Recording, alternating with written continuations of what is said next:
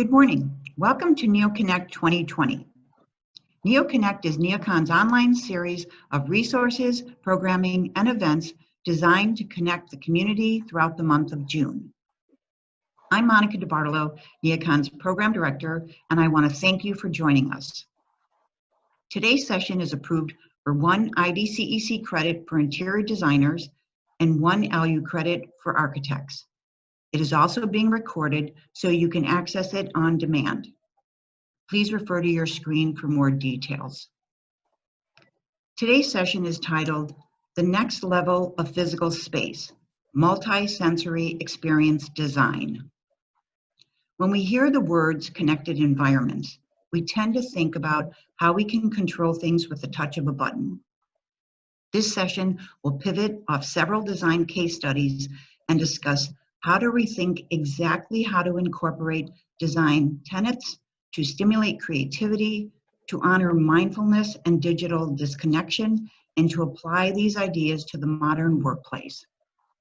Our presenter, Noah Waxman, is the co-founder and head of strategy at CACTUS in New York.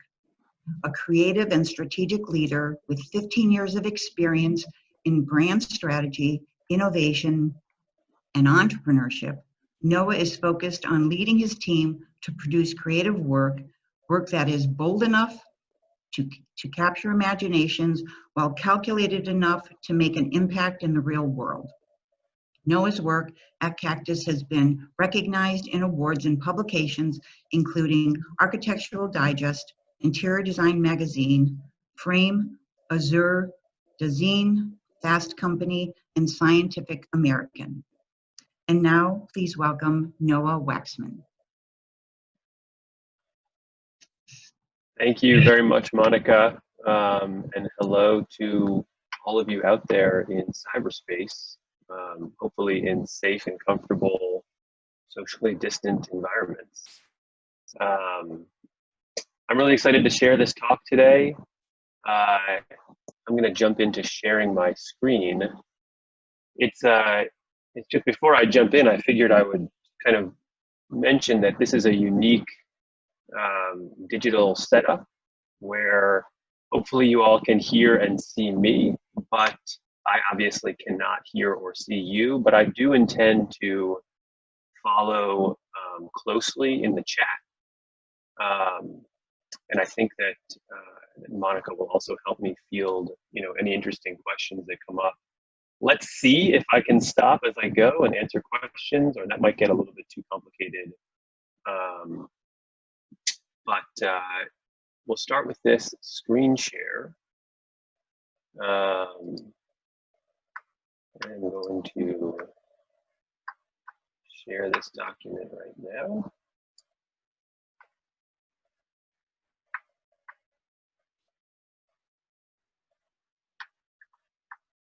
And now I'm going to make sure that I can get my chat window up.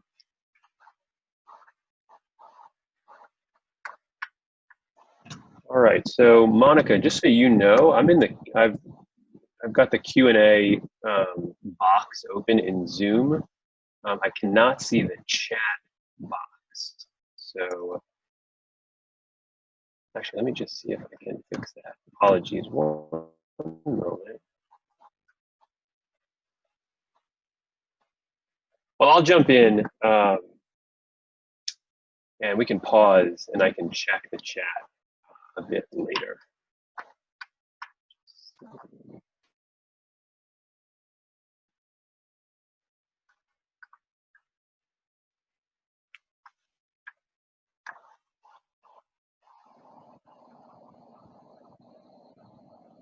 All right, so hopefully everybody can see this. Monica, if that doesn't look right, just interrupt me and let me know. I've gotten a bit of a different feedback from Zoom just now. Anyway, I'll tell you guys here's the overview of my talk. Here's how we're going to spend the next 50 odd minutes. The first thing I wanted to do is quickly share sort of the story of how we came to found CACTUS, me and my 2 other partners. I wanted to tell you a bit about the thesis that sort of lies behind CACTUS and what we do. And then I'm going to jump in and use most of the time that we have together, about 30 minutes, to talk through some case studies of our work. And then I figured, because we have, this incredible historical moment that we're all living through, and with COVID-19 and its impact on our economy and society, it's going to have a huge impact on the design world. And I wanted to pose some interesting ideas that we've been thinking about in the studio at CACTUS, and hopefully get a little bit of a discussion through the chat going about design in the post-COVID world. That can be the last sort of 10 minutes, mixed in with any Q&A you might have about the case studies.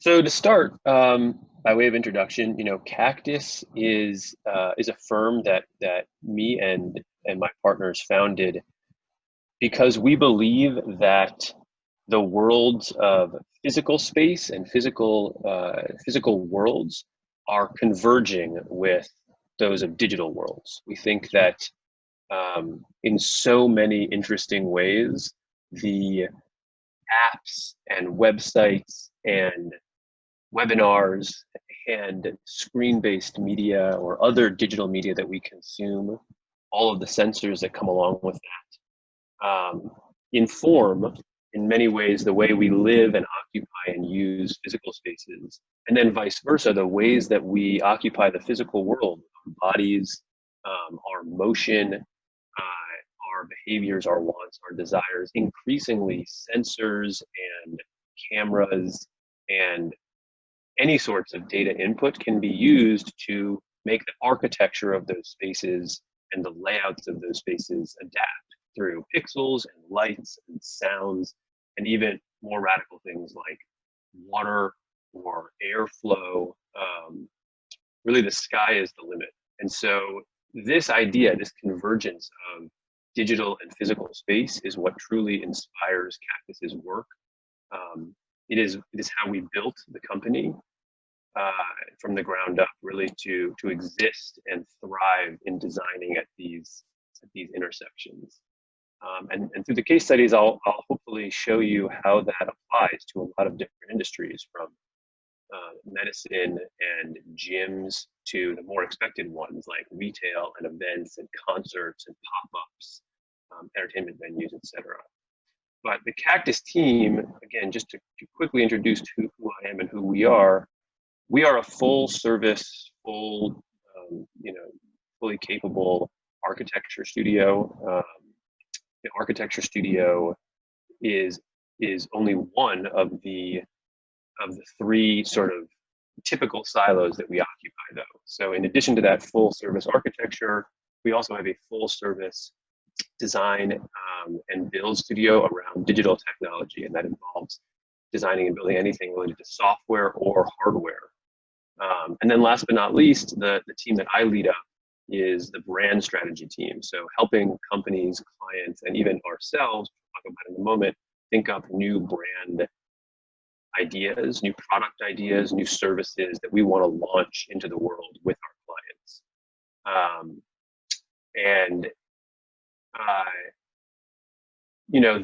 This intersection of architecture, technology, and strategy really drives everything we do. We believe that clients are able to get a whole lot more impact that they're driving towards by combining these three in one firm rather than hiring out work to three different firms. And anyway, it's also the most exciting part of what we do in our work. Essentially, here's sort of how that work tends to look. We build digital experiences that are for the physical world, like a space that has lots of screens, for example. We also build physical experiences that are really meant for the digital world, like a space where photography and selfies and Instagram content is a huge part of the whole reason to visit or spend your time there.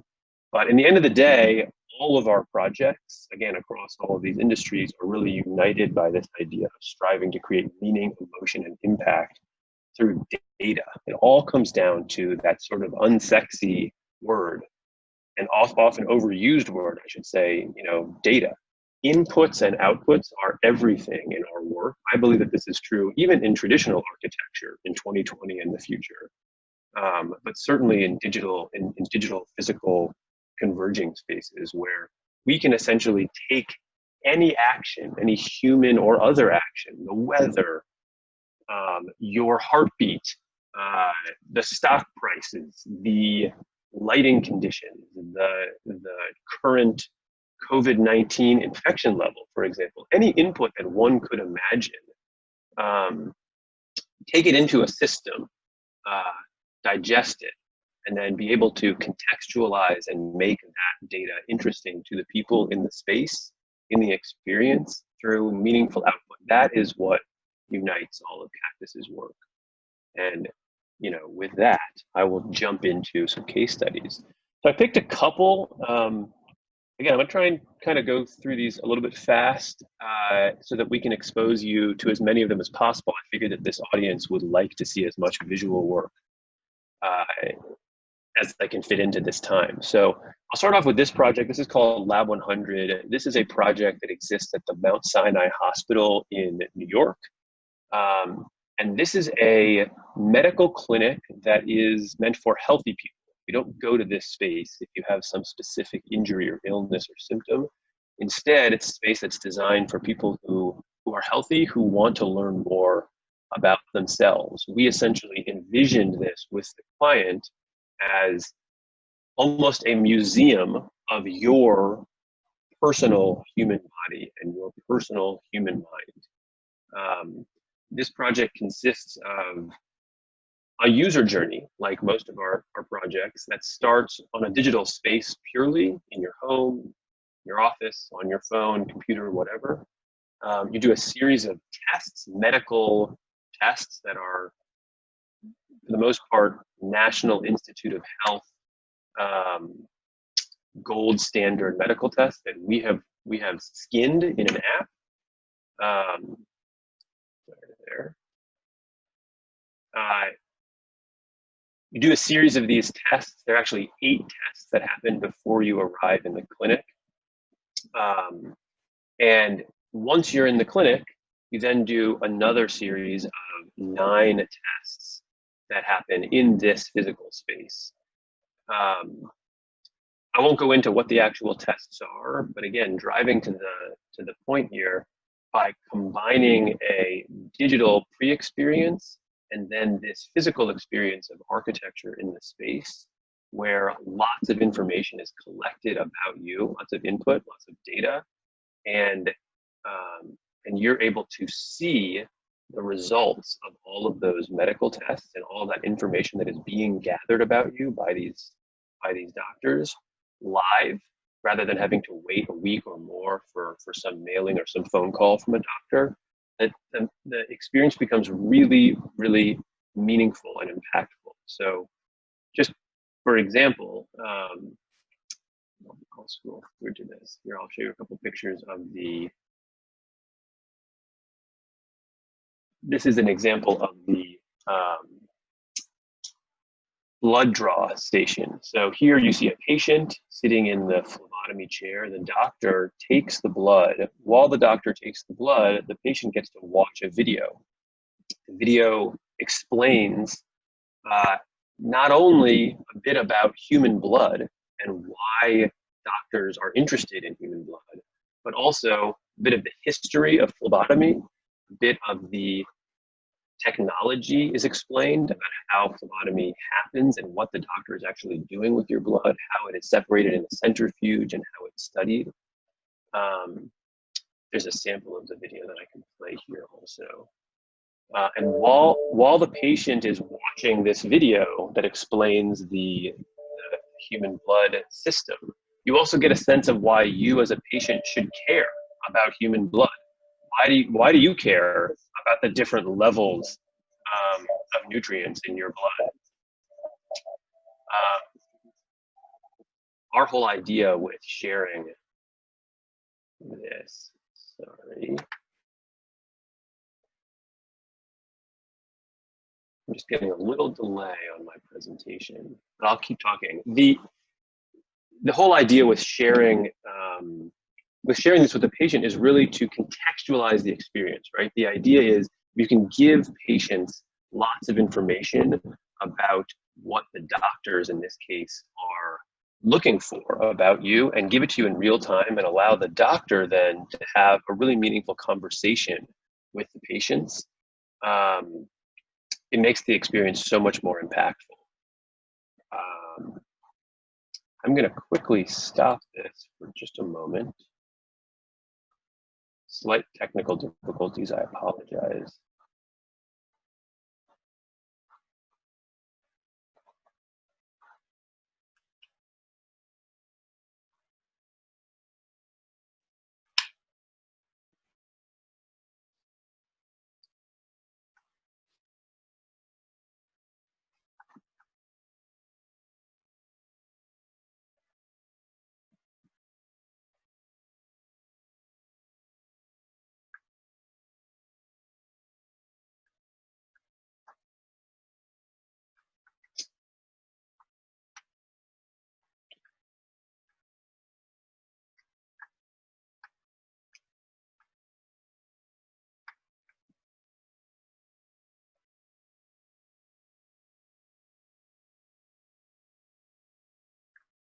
I'm going to skip over that video in the hopes that we don't freeze this system up again. Anyway, this is one example of Cactus's work. A big part of this work was, was designing the brand and the idea of a consumer-facing experience that patients and people like you and I would actually want to pay to go to.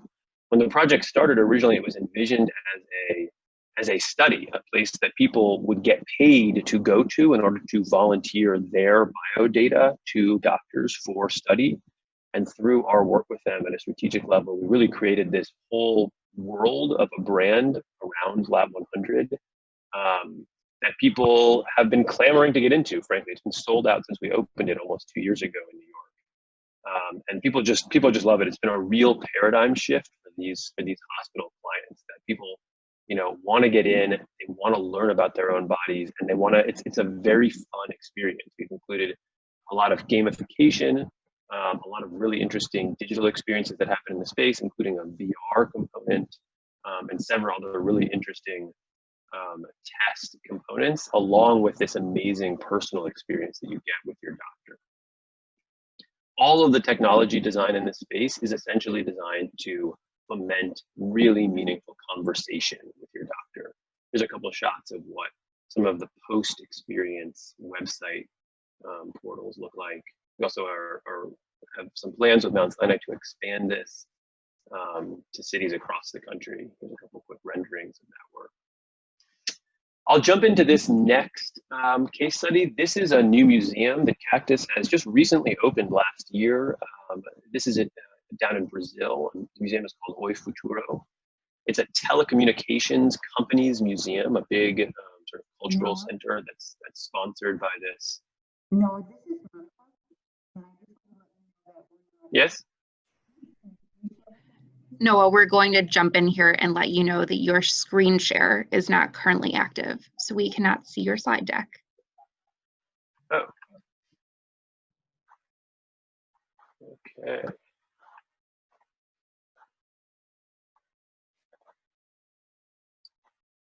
Can you now see it? Yes, thank you.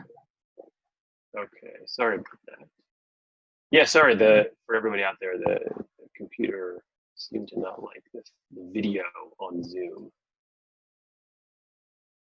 So this is the Oi Futuro Museum I was just mentioning. You guys can all, I suppose I don't know, you all will tell me if you can't hear me, but anyway, this is a couple shots of this new museum. This is a really cool project that we just opened last year in Brazil. It's a history of telecoms museum. That's the idea for this museum. It's been open for more than 100 years. So really since the early days of telecommunications. And what we did was we essentially picked a lot of interesting artifacts from their archives, and then we built this digital experience to help people understand aspects of each of them. So there's this touchscreen component in this particular gallery where you can learn all about each of these individual phone artifacts. There's also a couple other audio and video artifacts, as well as lots of scans and reproductions of time period pieces that relate to these artifacts.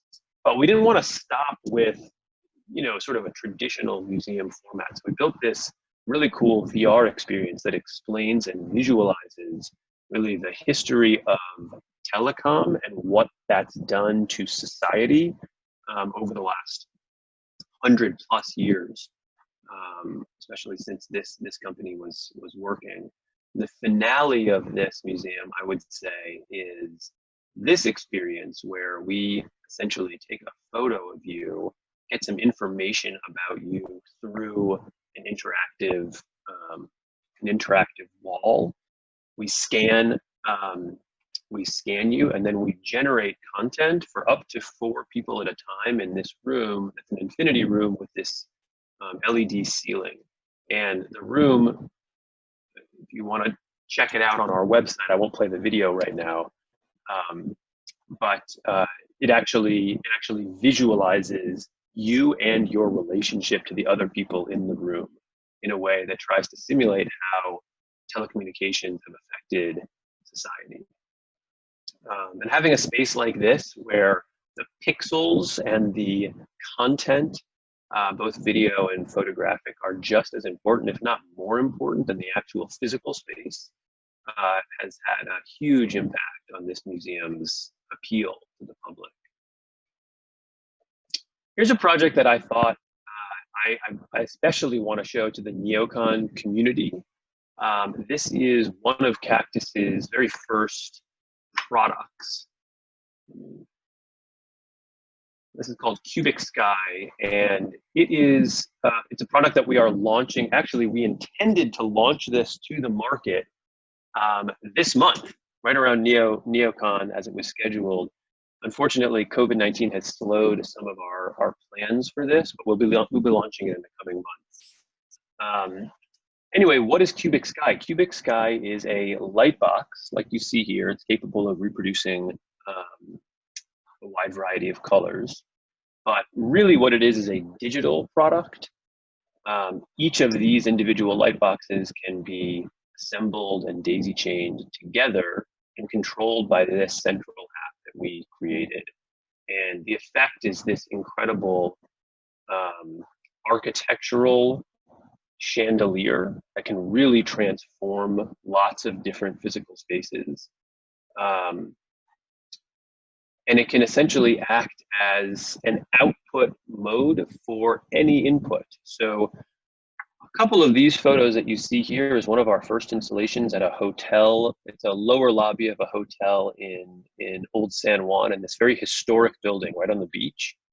And the hotel clients wanted us to install this in a way that during the day it could be used for weddings, for corporate events, for meetings, for conferences, but at night they wanted to turn it more into a moody space, sort of a cocktail lounge, and then on the weekends actually have these live events.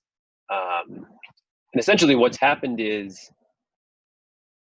the space has become famous, really, especially in Puerto Rico on the island, especially for live acts and for DJs who really love this app that we created that allows them to program any type of content they want on the ceiling through our app. There have been some really amazing shows there, and what's so cool is, you can, if you're a DJ and you want to perform at this space, you can download the app in advance, create an entire program matching your set list, so that the entire space reacts to your music in the way that you want. That's pretty common if you're talking about large scale concert venues, but obviously that's something that would require a huge budget and huge staff to manage. The beauty of this system is that it really allows any individual user to control the lights to a wide array of effects. What's also really cool about this particular project, and I think kind of drives home this idea of data in and data out, input and output, is every day at sunset, because this is an iconic beach hotel, the ceiling through a camera on the outside of the hotel captures the colors of the sunset on the beach that day and sort of mirrors that in this interior physical environment. So if you're looking out the windows and with the ceiling above you, you can kind of see the effect of the setting sun in real time on the lights, which is something that I personally love. Hopefully this will freeze up just a couple fun animations. This is a project for a new gym brand called Rise Nation. Some of you in the audience may have been to a Rise Nation. It's a fast-growing startup based in LA, but they're now in 15 cities across the globe, and it's growing fast. It's a climbing studio, so the modality are these vertical climbing machines. The class works similar to a Soul Cycle or another group fitness class, but the big difference is that when you're on one of these machines, these climbing machines, you're really looking upward most of the time. So we did a custom installation of Cubic Sky in this custom shape here, as well as designing the entire brand from scratch for Rise Nation.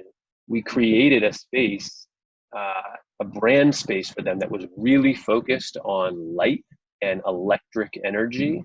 And ultimately, we designed their interiors and we designed layouts for multiple locations in California, Colorado, Texas, and others when they launched. This idea of sort of the electric neon light, all of the photography that you see here on the model utilizes that super rich light quality. And then ultimately, through this tech integration and this custom version of the Cubic Sky app, we were able to create this environment that this becomes the most iconic part of this brand.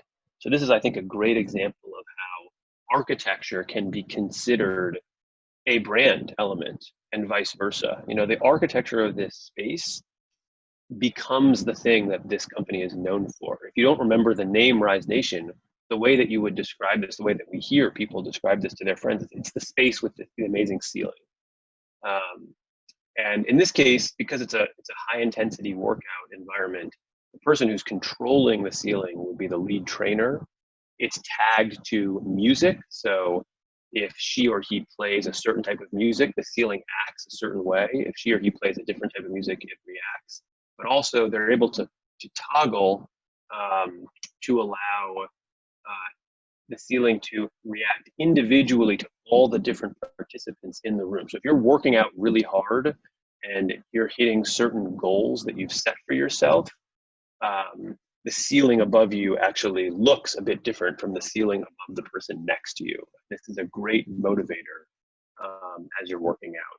People really, really love this environment. It's almost like working out in a nightclub, and people get really lost in the moment. And so we've gotten a great feedback from this. So I mentioned that Cubic Sky was a product that we are launching. Our first product as a company that we launched last year is called Mira. Here's a shot of a Mira box. This includes a camera and a screen. And what Mira is essentially, it is a platform that is designed for physical spaces. So retailers, entertainment, venue owners and operators, cultural institution operators, gym operators, anywhere where people would like to take pictures of themselves and their families and end up spending lots of time taking selfies. We essentially designed this system to be a way to keep your phone in your pocket as a guest, and the building, the architecture, the space is responsible for capturing the best possible photos of you and your family and getting them to you in a way that doesn't interrupt your enjoyment of your time with your family. We want to get people off of their phones and into the moment.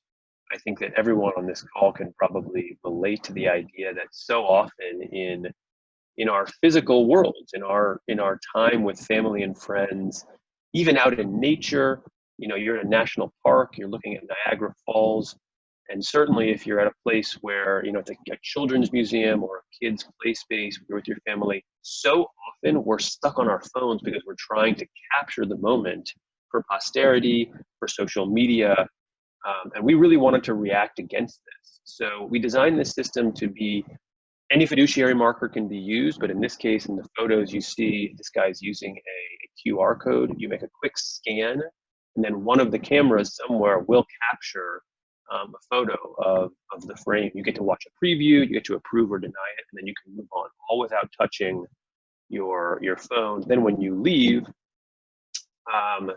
all of that arrives in your email inbox instantly.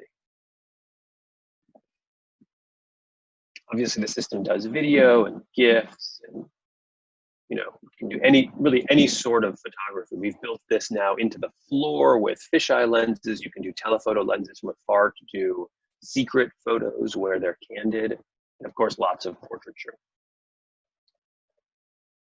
Here's another quick project. I'm just going to check time. We've got about a half an hour left. A project that we're doing for a client, and it's part of a renovation for a large skyscraper in a downtown commercial district. There is a public plaza, open air public plaza built into the ground floor of this building. In the building is a large corporate headquarters for our client, and also many of the floors are comprised of university, a local university. So there's a huge amount of foot traffic through this space. And what we wanted to imagine was, given this this is a shot from the sidewalk looking up into the public plaza inside the building. We wanted to imagine what it would be like if a massive digital conversation, the type that we're all used to having on Facebook, on Instagram, other social media networks, on Twitter, what if that could happen, but was tagged and confined to one specific place in one specific time? So we envisioned restyling this space and reimagining the use of the actual space, where on these grand steps and on the bench that you saw in a previous shot, people could hang out, especially there's going to be a lot of students hanging out during the day. There's a coffee shop, there's like 2 coffee shops and a cafe that open onto the space. And we've created this system with all of these individual screens built in to the ceiling that actually serve to light the space. So we can control the cast of light that falls upon the occupants of the space, but the content of the screens through a number of different modes is controlled entirely by the people who are occupying the space. And the way that happens is through once you're on the public Wi-Fi in the space, if you go to a web app, you're able to actually affect what's on these screens. We call this, a shared graffiti concept. And obviously the art directors at CACTUS have set up a number of different parameters to make sure that this always looks, coherent and beautiful, but affecting the words that show up on these screens, even the pictures that show up on the screens, and the way that those things can interact with each other is all completely controlled by the students and business people and the public that are hanging out in the space below. So this is actually opening at the end of this year. This is a work in progress. I've got 2 more quick work in progress shots that I wanted to share. This is a project for a mall. We've created this design for a completely moving ceiling using robotic winches. Robotic winches are actually a popularly available item. They're pretty common in use in concerts, and sometimes in like party planners will have them as part of their kits for stage backs. But in this case, we've envisioned this large sunlit atrium in this mall to have thousands of these robotic winches with globes attached to the end and lights inside. And through a specific sensor network that we've created for this particular space, it's a completely daylit space, but we're using a sensor network so that as people pass through the space, different patterns will show up, not just in the lights above them, but also in the z-axis dimension of the ceiling itself. So you'll see here this woman in the foreground, a bit of the ceiling, these balls, these sort of globes, you know, have followed her over to where she's standing. As she walks, that aspect of the chandelier will follow her, and it's really playful. In fact, it's actually very, very quick. So even if you're running around in this space, it's a pretty magical experience. You get to watch as the perception of the ceiling actually morphing around you. We've created a couple different modes for this environment. Some quick diagrammatic sketches, a look from above. You can see here what it looks like in the middle of sort of a noontime daylight. The lights will be off and sunlight will come through, and we really like the shadows that are created by this. But there's a number of different modes. We have some ideas for essentially creating a musical experience out of this. There's also a localized audio component to it. And the idea here really is, again, through data gathering, contextualization, and output, input and output, to get people to have a meaningful experience. So here, you might find yourself playing, frankly, with complete strangers. And we love that. We love that, especially for a public mall, a place that's trying to drive foot traffic. We think that this is going to be a really impactful thing, also opening early next year. Obviously, mall clients have asked us to pause during COVID, but we are under construction with this project. Last but not least, I wanted to show this other work, but this is for another mall client. And this is actually a project that uses the output of water instead of pixels. So we're able to, through partnership with a fountain nozzle manufacturer, create an array of sensors in the ceiling that allow for us to understand people's physical presence within the space, and then print patterns in this wall of water that comes down in the middle of this mall. If you guys want to check this project out, actually, we've just posted it on our website. There's a quick video at cactus.is. That's our website. And you can watch the video of this fountain working. The project is still a work in progress because COVID has delayed delivery, but this is now installed and functioning. So I'm actually going to pause there. I'm going to pull up the Q&A, and I'm going to read some of these and see if anybody would like to ask a question that I can answer. I'll start with this. What type of collaborations are you looking for? So this is Cindy Liu. What type of collaborations and with what group of people, stakeholders, does it take to conduct this type of research and execute the phlebotomy project? How long did this process take? So for Lab 100, the clients were a group of bioinformaticians. What does that mean? They're basically scientists who study human biological data. What they really care about is getting the most perfect data set. When we started the project, what they had was this group of approximately 20 medical gold standard tests. And they didn't really know what to do with it. And part of our project was approximately 6 months of consumer research, conversations with medical experts, and other design, frankly, design charrettes, design sprints to imagine the Lab 100 concept as a for-profit, frankly, product. It's a space that people will pay to come to. You asked specifically, for example, about phlebotomy. In that case, it involved one of the strategists that work at CACTUS getting really, really close with a doctor, phlebotomist specialist at the Mount Sinai Hospital System, writing a script, creating the video, getting it approved by the doctors. Obviously, we are not experts in medicine, and so we would tap, in that case, the medical expert. I'm going to skip through a couple of these to check if there are any other big questions. I'm happy to answer any other of the more technical questions. You're welcome to email me directly afterwards. I can share my email address. So, Julia, you asked, do you have data to provide clients representing the cost of the system versus the increased attraction to the venue of the Cubic Sky installations? The answer to that is we have really fantastic anecdotal evidence.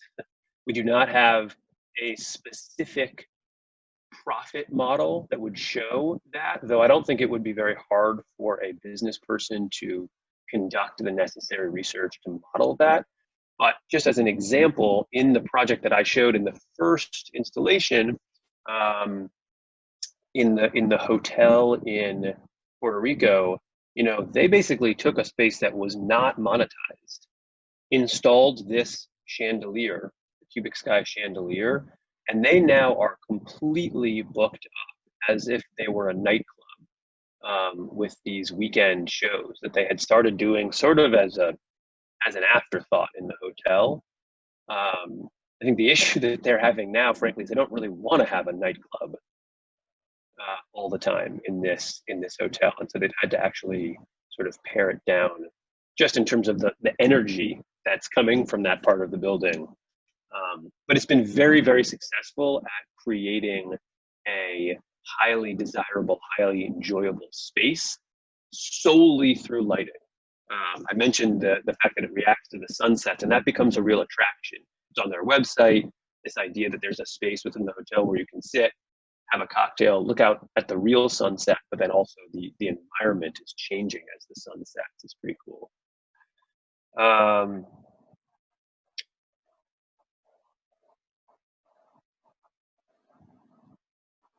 So Laura, you've asked if I have any ideas for how to inspire clients to think about, to encourage some more conservative traditional clients to implement these sorts of sensors into their projects. Think government, healthcare, education. Are there subtle ways to help a client transition while maintaining their comfort zone? Totally. I mean, anyone who's in a client services industry knows that, you know, clients are dealing with realities that it's very important for us to understand, and there are different levels of risk threshold for different clients. What I would say is the key to that is understanding not just the immediate brief, but trying to understand the context that a company is trying to thrive within. I think that that's more true now during COVID than ever. You know, what are the business fundamentals that are driving a particular brief?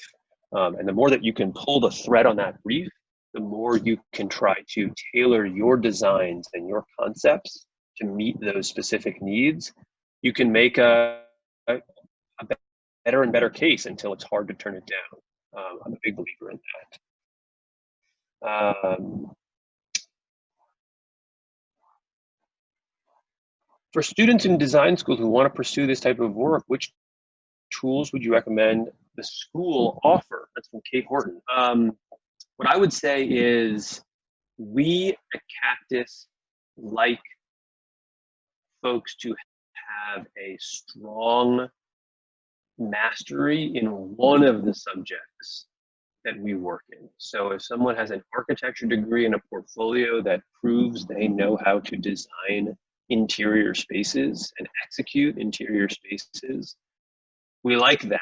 And that person, when they get to CACTUS, might find out that they start working on digital design very quickly, but having a grounding in one of the things first is very important. I think that's true for graphic designers, and that's true for 3D and visual effects designers. You know, if you're an animator, lean in on animation. Show that you can master those specific animation tools. In this case, we're playing a lot with Cinema 4D. You asked a specific question. There's a software that I'm looking for folks who are masters, and we're also using gaming engines a lot for 3D environments these days. But you know, if you're an architect, master the tools of architecture. We love SketchUp. We're using Revit a lot these days, but SketchUp, in my opinion, is still a great tool. But that's pretty subjective. My advice is try to go deep on one particular avenue, and then build your complementary skill sets from there.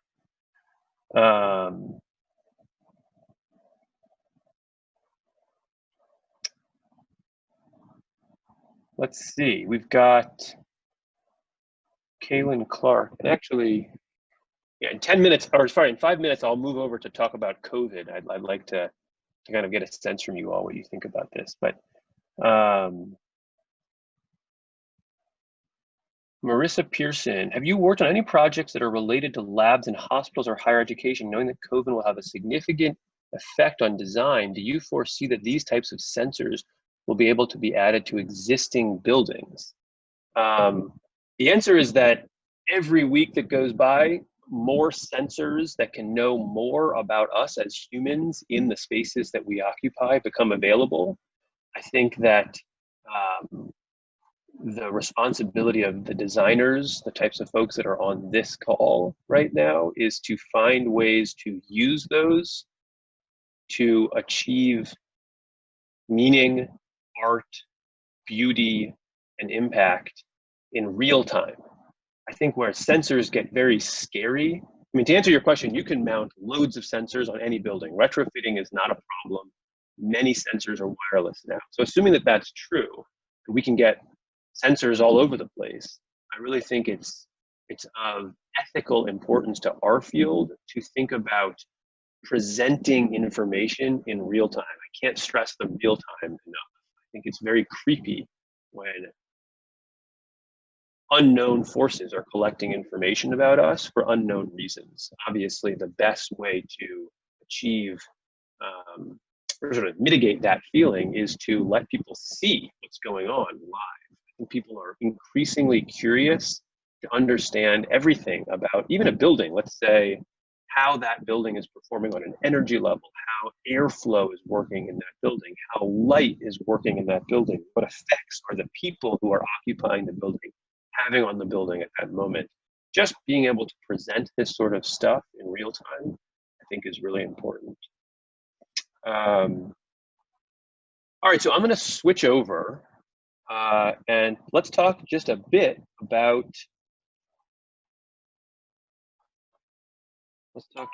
I'm looking at the time. We've got 10 minutes about COVID. So I noticed today, and this is totally live. You know, I figured that this group would like to kind of have a bit of a back and forth on this. This is the New Yorker magazine, one of the article cartoon covers from yesterday, and I thought that this was a really great thing to speak over. You know, all of us as designers, I think, have started to imagine what it's like to make our spaces safer. We're all going to be going back to work, or some of us will be going back to work. Hopefully all of us soon. I think that as the economy reopens, there's going to be a whole lot more times when you find yourself in physical environments where COVID-19 has had a direct impact.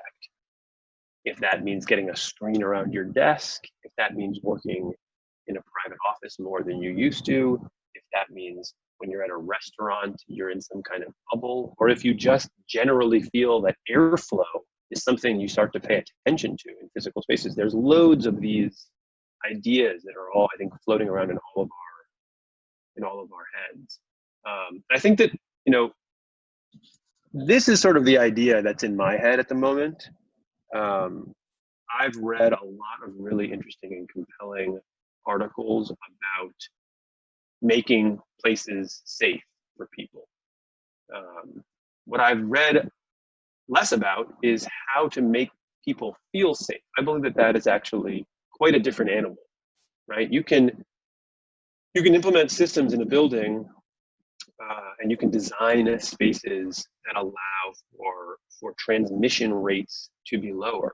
But to me, that doesn't do all that much good. I mean, I understand on an epidemiological level it does, but it doesn't do that much good at mitigating this other effect of COVID-19, which is that all of us have become quite paranoid. I mean, necessarily so, about transmission, right? So when you go to the grocery store now, at least I feel this sense of fear, It changes day to day. It changes by how many people are in the space. But that sense of fear is also, I believe, product not only of COVID-19 sort of, reality, but of the general misinformation and lack of knowledge of where actual risk exists. And so to me, this is a perfect example of a moment where technology in physical space, this combination of software, hardware, input and output, along with the traditional discipline of architecture, along with product design thinking, can actually allow for rich information display, data visualization, and storytelling. At this moment, how many people compared to maximum occupancy during COVID are in the building? At this moment, how are the air filters performing? At this moment, what types of traffic patterns, I mean, foot traffic patterns actually should be avoided. What types of behaviors should you or should you not do? This is a graphic. Let's see if this will play. I'm hoping you guys can see this moving image. This is from a tech studio called Second Story that's starting to build sensors and output technology for, in this case, it's an audio signal that you might give to someone when they get within 6 feet of each other. I'm kind of interested to know if people like that idea. Do you want to know if you're breaking the 6-foot barrier? What if an alarm went off in a room if someone got within 6 feet of each other? Is that a good thing or a bad thing? So I'll go back into the Q&A window. If people want to post here, I would love to hear what people think. What does it take to make people feel safe in a post-COVID built landscape?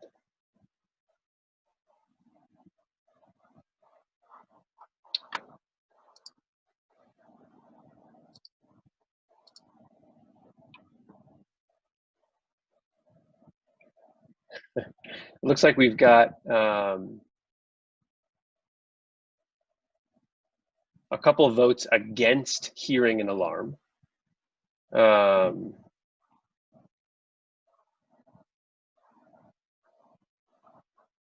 like the idea of an alarm that buzzes if you're too close.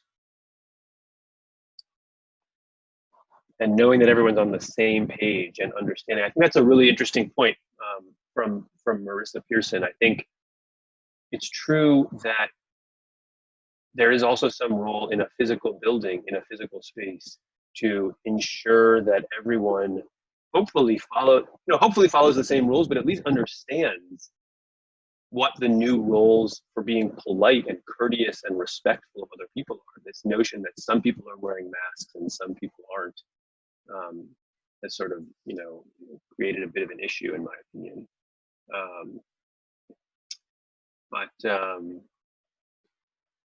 I'm just reading here. I like the idea of a buzz. There's been some discussion on some sort of body sensor similar to the Fitbits that remind you to stand up, right? That remind you to not get within 6 feet of each other. I like that idea. Easily digestible instructions and information. Over designing towards safety comes to mind.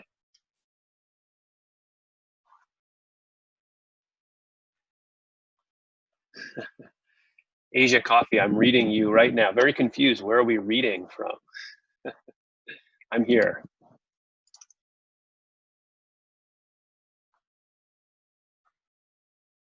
And I know that we're about to be out of time. But yeah, if there's any final question, I'm happy to field it now in the chat window. Danielle, would you mind, or Darcel, would you mind posing your question one more time here in the window? I'm not sure I saw it.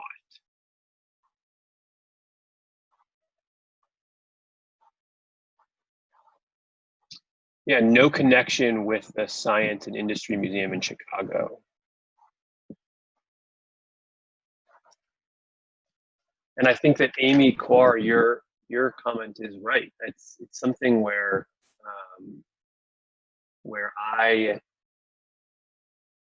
Yeah, I really do think that at some point you can't just keep dinging people for getting too close to each other. I think that you're going to create some pretty negative, emotional outcome from that. So it's definitely an appropriate design project.